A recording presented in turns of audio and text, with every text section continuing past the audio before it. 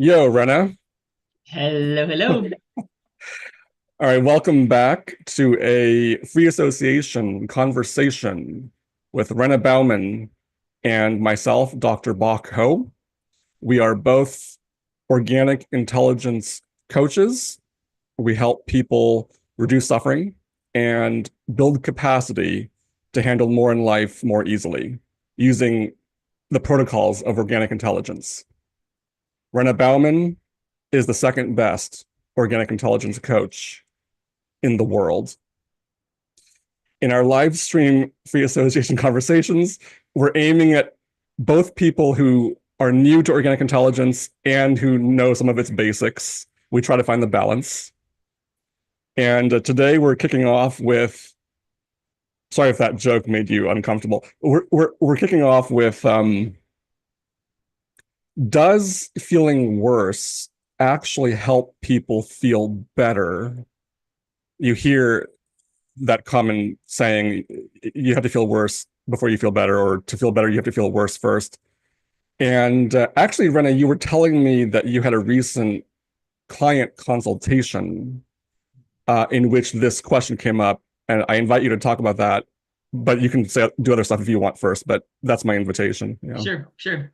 Well, I will say that whether or not I'm the best organic intelligence coach, I have no idea how to assess that, but I can say that I'm striving to do my best. And Yeah. so part of our conversations are about, learning in the process as well Mm. of talking, because that just forces us to have to become more attuned to being accurate, right? And so I think that's a valuable process that we're doing is part of becoming better and better. But Here, yeah, here. becoming better and better, I think it is a lot of people go into say therapy or groups and meditation groups or self-improvement kind of groups with the idea that they want to become better people in some way. And I want to always applaud that drive and that desire to be a better human being. Um, and there's a lot of those processes that encourage and say that you have to do something called sit with your pain or sit with the disappointment or sit with anger or sit with all these unpleasant emotions. And the real question is, why isn't anybody telling us to sit with what feels good and pleasure? Like, believe it or not, that might actually be harder. And when I'm doing Mm. consults with people, people will come to me, and I remember, and this is a conglomerate, of course, because this has happened so often, where a person will say, "Hey, I'm in this class with this other teacher, or I'm involved in this other group, and they're really teaching us that we need to be able to get better at feeling our pain and sitting with the pain and as long as possible, right? And as a way to get better. And so much of what I end up doing early on with people is inviting them to another possibility. Mm. And that possibility is the idea of maybe to feel better, it's better to follow a path of feeling better. Like maybe this idea of feeling some pleasure and bringing more of that in our lives is a faster way to becoming the person you want to be than sitting with all of that past pain. So I think we'll probably talk about this a little bit more and go into depth, but it comes up in almost probably 3 out of 4 of my consultations with clients. They will in some way mention that idea. So most clients coming to you believe and assume that the way they'll feel better is to be with their pain, and then they also believe and assume that that's how you'll operate with them, and that's the direction you'll take them. We're going to help that. And I imagine they're very surprised when you tell them you have the opposite approach. That, Right. yeah. For sure, right? And Yeah. surprise might not actually be the right word. Doubtful would probably be skeptical would be a much better word um because this idea is so ingrained in our therapeutic tradition of spending all of this time delving into our past and our history, trying to figure out what that was, talking about it, naming it, all that kind of stuff. And I'm not convinced that that's actually the direction that gets people better faster. I so our express purpose in this free association conversation is to explore the idea that the way to feel better is by feeling better, not feeling worse first. And could I begin? Well, would you elaborate on what people are coming to you for? I know the goal is to feel better. More concretely, could you give some examples of what exactly they're trying to achieve when they come to you? Yeah, Right. yeah. So, well, there's a general and there's a specific. So in my work, I mostly work with people who suffer from the effects, the really debilitating effects of chronic shame. And Sure. so I've narrowed that specifically. And to me, shame is underlying every single emotion. So a lot of people are coming to me because they want more confidence. They want more, they want to start not beat themselves up as much. They want to be, they'll often come saying, I want more self-compassion. I want self-acceptance. And I think that's probably also common for anybody coming into therapy is wanting more self-acceptance and compassion and understanding. And then they also want to behave in a way they think is better. So parents want to be better parents, workers want to be better employees, bosses want to be better bosses. Like there's a sense they have some sense of wanting to be a better person in what they do in life, right? So it's not just what they feel and how they feel, but it's then how they behave and what they do in terms of what their productivity is. And so I think it's really can be Yeah. both. Both, can you both what and what? Both wanting to feel better internally and then to do better externally.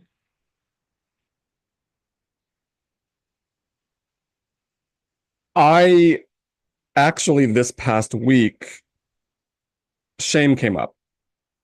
A bout of shame came up. And I, the context was I was reaching out to some people in the community of objectivists. I'm an objectivist, and I reached out to some people, and there's a long history there, and shame got kicked up for me. And I was very aware of organic intelligence, how it would approach the bout of shame, and how many mainstream approaches. I kind of co-opted the conversation because I just felt naturally I just want to talk about, since you mentioned shame, so I want to talk about what happened. Free No, I association, think it's right? great. Yeah. Right. So thank you. Um, and I lived with it this past week. It was very acute. I lived with the shame. Shame was coming up, and I knew from an organic intelligence perspective, the perspective that I fully endorse. The job was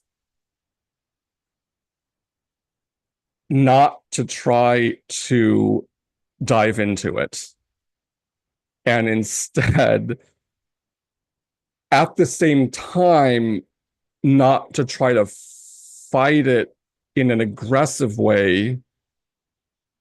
And I think fighting the shame in an aggressive way would be a form of diving into it. And instead, to be with what feels better, which I had many thoughts of being antagonistic toward that because the shame was so intense. And then I empathize with people who would look at organic intelligence advocating the path of pleasure and think this is stupid and to be thrown in the trash because I'm feeling shame and all my thoughts are negative and I'm feeling negative, and people who told me to be happy are just they don't get what's going on. I was in this limbo of be with the shame in the sense of it's there, be with it, and when orientation comes up, orientation in organic intelligence refers to effortless connection to the environment through the senses. Notice orientation. If there are periods, if there are moments when the body feels slightly better, notice those and keep doing what you're doing. Keep writing, keep playing piano, keep walking, keep meditating. So I experienced this past week the an uprising of shame, and having both in mind the organic intelligence approach and mainstream approaches. And it was difficult. And uh, another test or challenge for me to realize the superiority of leaning into what feels better when it feels better. And when you're stuck in what's painful, you're just stuck in what's painful. And it can be very tricky to distinguish between when you're unnecessarily diving into pain and when it's just there. That's very tricky, I think. For So I just want sure. to share that. Yeah, yeah. Yeah. Okay, go ahead. Yeah. I'm thinking about the term that you used a couple of times, and I think some of this conversation revolves around that. So the phrase is to be with an emotion, right? So to be with sadness, anger, pain, shame. And what do we mean by be with? So many people will say that I just need to be with, but they're defining it in very different ways than what I might, or I think how you did just now. So the idea, right, of being with the pain might be I start thinking about it. I start trying to figure out where it came from. I figure out, I analyze how much frequency and quantity that this happens to me. That I'm spending time considering and talking about, thinking about it as a moment. I think about what happened before. How is this typical for me? Is it atypical? Like all of that is what I think you're using the phrase dive into. Sorry. Good. Okay, as opposed to the idea of what you kind of were saying, well, what if I don't want to, I'm not trying to ignore it. The goal is not to withdraw from it or avoid it. So there's a sense of wanting to at least acknowledge it and say, yep, this is here, right? Yes. Would that be accurate? And then Yes. once you've acknowledged it and just said, yeah, oh yeah, this just happened. I'm feeling it, right? And this I'm aware of it. And I wonder when the next moment of pleasure will be. Wonder when the next orientation will be. Like you've been training your system to begin looking for orientation and pleasure. That's built up in your system for years now, so that when this Yes. shame moment happens, even though it's a little bit of a challenge because the what's wrong attention wants to take you into all that, the practice that you've done of orientation and pleasure ahead of that moment is what allows you to say acknowledge it without giving undue attention to it. Would you say that's accurate? Yes. May I take the baton here? Sure. Um, Thank you. And thank you for focusing on when I said be with an emotion, and we're looking into what that means exactly and how it's commonly understood and how I understood it. And I wanted to continue with this. So organic intelligence would say be with it in the sense of it's there, or not denying it's there, the shame. And if you've done enough work on the two conditions of orientation and pleasure, hopefully your biology will be able to orient towards orientation and pleasure when and to the extent they become available amidst the shame, amidst the whatever discomfort there is. Yes, that's what was happening. And I would like to get a little bit more nuanced and vulnerable and refined here.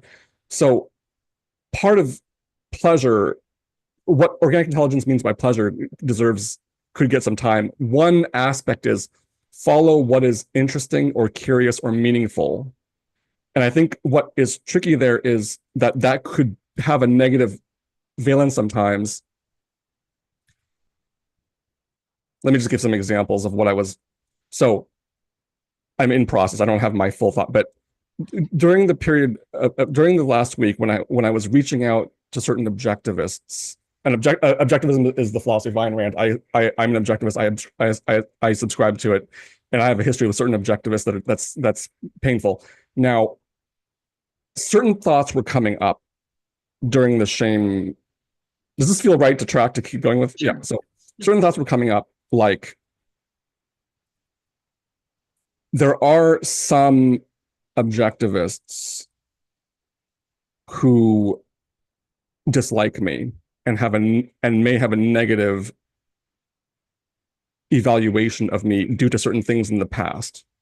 And I was thinking about that, and I was thinking about how I think their judgments were they don't have the full context. And if they had the full context, they wouldn't have those attitudes. And I was also thinking, but why does any of this matter? Because they're not in my life anymore. So it doesn't. Why am I trying to figure out why they dislike me? Are they right to dislike me? If they knew the facts about what happened in the past, they wouldn't have that attitude. So I was very aware these thoughts are part of negative experience. And from an organic intelligence perspective, we're not, I'm not supposed to be aggressively fighting them or diving into them. I'm supposed to be seeing when orientation or pleasure arise. But in this, I'm not sure whether to say and or but in this case, orientation and pleasure are not just the garden examples of, oh, notice when you feel the breeze, or when you look at the blue sky, or when you can enjoy food, or when you want to play piano. Oh, I'm going to enjoy piano now instead of those thoughts. My system was producing those thoughts. I'm disliked by some objectivists. I don't feel comfortable with that. But it felt like I wanted to think about it, but it wasn't necessarily the case that I don't think I was doing something disorganizing to myself. It felt interesting, like now it's the time to be. It's like as you grow thresholds, I know I'm using a term and people may not know what that means, but as you grow capacity, things come up, right, that are new, that may be uncomfortable, but that doesn't necessarily mean it's to be avoided from an organic intelligence perspective. If there's a genuine curiosity or interest there, it may be the right thing to think about. And those thoughts kind of faded. I felt better afterward. And at the same time, I'm still wondering,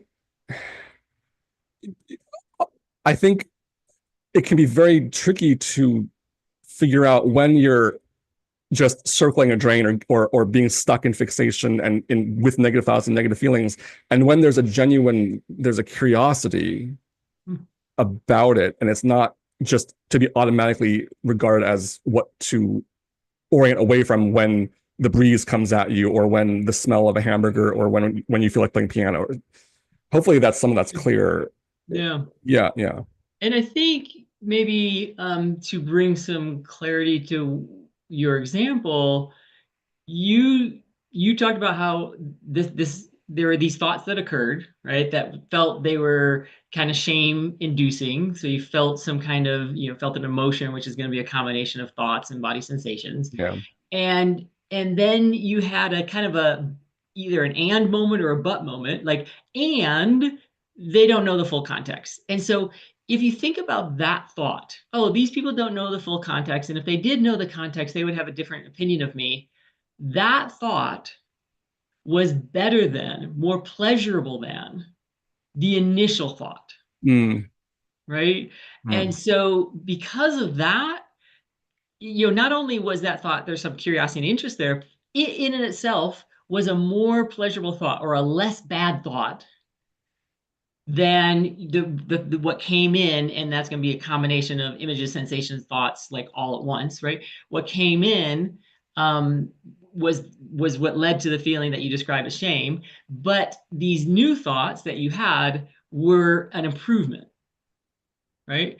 So, like another example, similar mm. example, an actress I know, somebody who works in does like plays and that kind of stuff, and she was saying that the other day in a play, she kind of flubbed up some lines. They weren't as good as they could have been. You mixed up a few words, just that kind of thing. And how that in and of itself, of course, right? The system was wanting to experience something and it didn't get to experience it. And so the system has that feeling of, we talk about it as a contraction, like that shame comes in. And then what came up next was like, oh, and these other lines are better. This moment with the character, I did really well in connecting with the emotion. Like all of a sudden, immediately the biology, because this person too, she's also practiced, the biology started giving other thoughts that were not the shame thoughts. And so to Right. me, that is no longer quote unquote being with the shame. It's being with something else. We can get technical about shame and how that happens, but Hmm. already your biology was turning away from the shame and not adding more fuel to the fire, so to speak, but was already moving in the direction of orientation and pleasure. When I had the keying off of that thought that they don't know the full context, right? That was the thought that said that was more oriented towards orientation and pleasure than the yeah, Mm-hmm. okay. Um as you were speaking just now, oscillation, the concept oscillation came to mind. It's a major aspect of organic intelligence. I won't get into how exactly right now. I'm not prepared to talk about that, but um, it felt like you were saying that the thoughts, some objectivists dislike me due to past stuff, was a negative thought, part of the shame organization, and then but they don't know the full context thought was a that's the breeze coming at me, right? That's something else, and I'm think I'm maybe gonna ask you or challenge you or something like that, because isn't there an important piece of oscillation here? So the certain people, certain objectives dislike me. It kept coming up, and the thought, but that's not. But they don't know the full context kept coming up also, and there was an oscillation.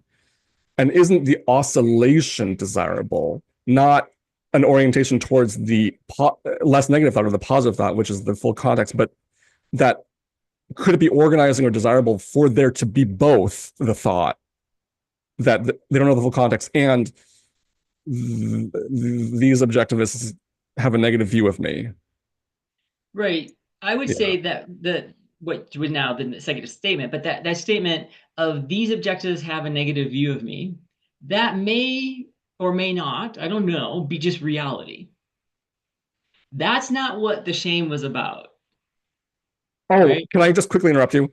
Yeah. Well, I took it that it may be reality, but that doesn't matter because I'm really focused on the biology, what's Right. happening in my system. So, regardless of the correspondence to reality, it was sorry if I'm interrupting you, but it was my attention to it is not on whether it's true. It's on the fact that it is a negatively valenced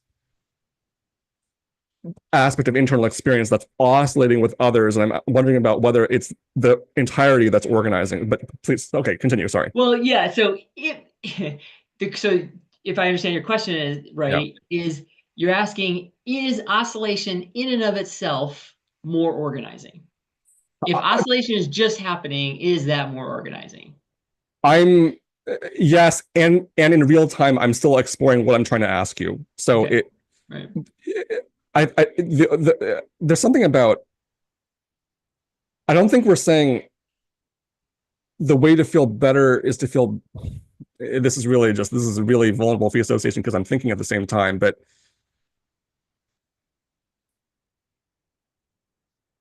isn't it the os?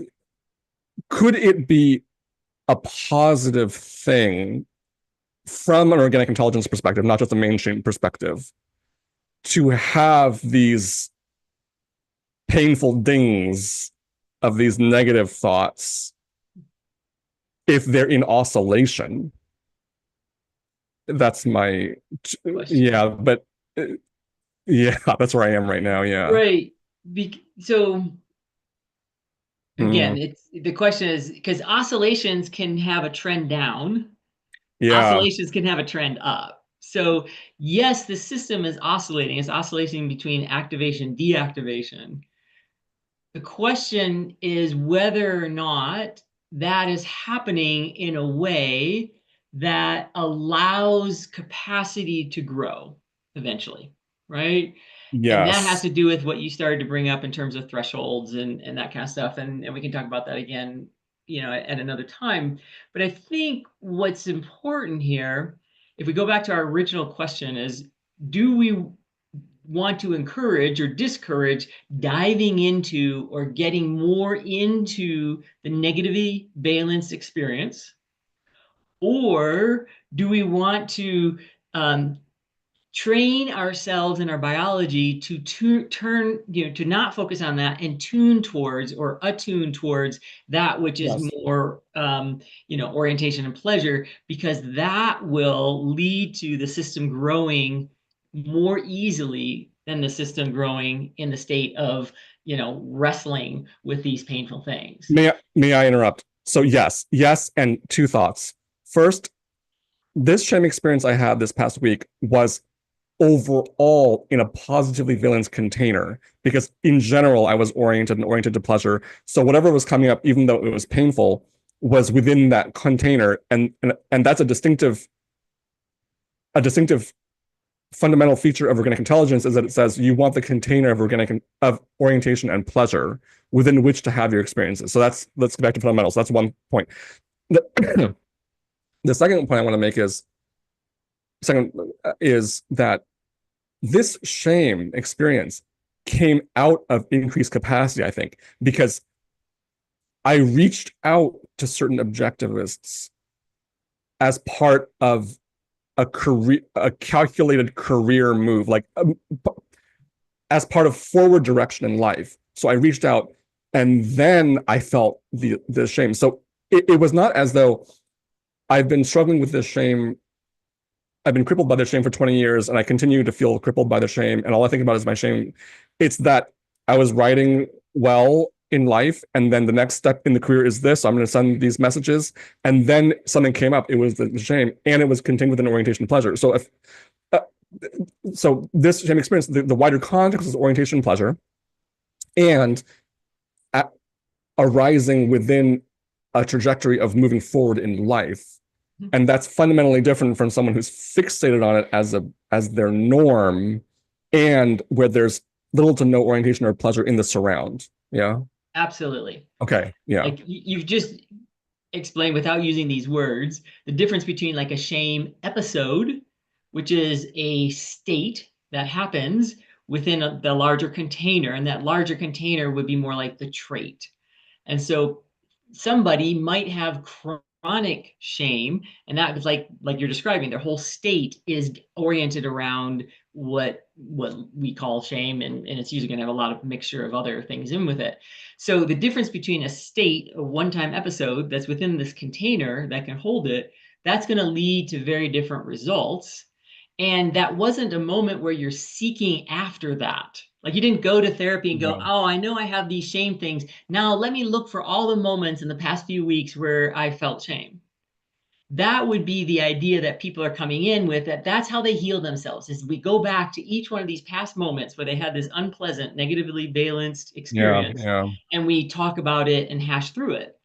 Very different than what you're describing, which is, oh, this experience, and it's not just thoughts, it's the whole biology. So this experience arose, and then it followed by another experience that was easier, that was less, that helped, create some understanding. And then that was followed by another experience of, oh, now I'm going to keep doing what I was doing. I'm writing, which was followed by another experience, which is probably dinner or something like that, right? Like, Yeah. there's a difference between choosing to go into it and deeper and just having experiences rise as the biology is doing its oscillatory thing. In this conversation earlier on, there was a moment when my hands were trembling and it was very uncomfortable, and at the same time I felt heat emanating from my face, and the heat emanating from my face, which we know is deactivation, but the point here is that it was more pleasant than my hands. The feeling in my face was more pleasant than the feeling in my hands, and there was a moment where I put my attention on my face because it was more pleasant. So in real time, I was focusing on what the pleasure was or the feeling better was. So when we tell people the way to feel better is to feel better, and they have the highly doubtful, highly skeptical, aversive reaction, I think a major part of trying to address that skepticism is that we're not saying, instead of feeling bad, instead of feeling your shame, go eat some ice cream. Well, first of all, actually, if that's even possible, that would be an achievement. If you could actually do that, then do that, and that would be a huge achievement. So we are saying that if it's possible, but we're not. But the just don't feel your shame, eat some ice cream is not representative of the full context of what we're saying. The turn towards orientation and pleasure is highly nuanced and applies to when you are suffering a lot, because in the midst of suffering, aspects of internal experience will feel not as bad as other aspects. That's just the nature of the biology. And the goal is to turn towards those aspects, which can be highly nuanced. It doesn't mean you can eat ice cream. It could mean this particular thought felt less bad than the prior particular thought, that level of nuance. Yeah. Yes. And that's what we mean when we say the way to feel better is to feel better, not by feeling worse first. Right. Yeah. Right. I Okay. used to, in a pithy way, I used to, this came to me, would say sometimes to people, um, when trying to come out of these traits that feel so overwhelming, that sometimes we're just looking for the last thought, or a thought that was better than the last worst thought, Mm, or an emotion that was better than the last worst emotion, right? Or a sensation that was better than the last worst one. Like sometimes we're dealing with very small increments like that. And as yeah. we do that, the biological system starts gaining this momentum towards this being able to have a somewhat neutral or positively balanced experience, and then to Yeah. have that completed and do so with ease. And the more the system does that, the easier it is to handle these moments of anger or shame or fear, or those kinds of things that show up from time to time in our daily experience. And Yeah. I felt uh, we could explore this question in more depth as usual. One particular aspect would be the difference between when you sometimes need to go over a threshold in order to stimulate a deactivation, and there's a respect in which maybe feeling worse is necessary before feeling better. But I feel like we should honor time and get to later. yeah, I mean, there's going to be a lot of stuff later that we'll get into, and it's all like related. So, all yeah. right, withdraw that. Overall, we're saying you feel better by feeling better, and we understand a skeptical reaction to that. And our answer to that is this has to be understood in more refined ways for it to be more plausible to many people. Yeah. And sometimes it actually has to be experienced, Oh and to yeah. try to experience it on your own is probably going to have mixed results, as opposed to experiencing that with somebody who's been trained to notice what the biology is doing and track it and help support it. Or whether that be on a one-on-one situation or a small group situation, like I often do, that sometimes in the context with another, they're going to be able to help support that in you more Right. easily than you might be able to do on your own, having just listened to us. So just like you're Right. I saying, mean, yeah, recognizing the nuances of that is, that's right. I mean, you don't know what love feels like until you feel it. You don't know what feeling better by feeling better feels like in our understanding until it's experienced, right? You have to.